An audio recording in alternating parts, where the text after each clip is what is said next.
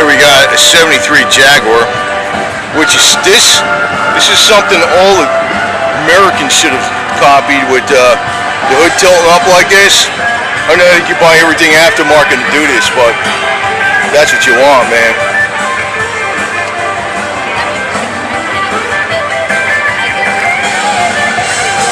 True wire wheels.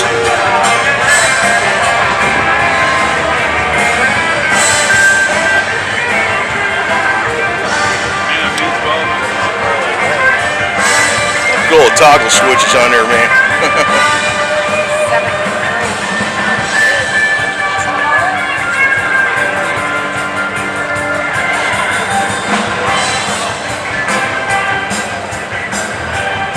Oh yeah, I forgot about that. The pipes in the back, how they used to be.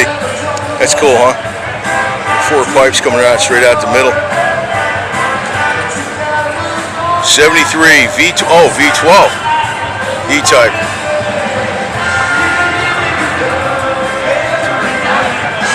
There's the V12.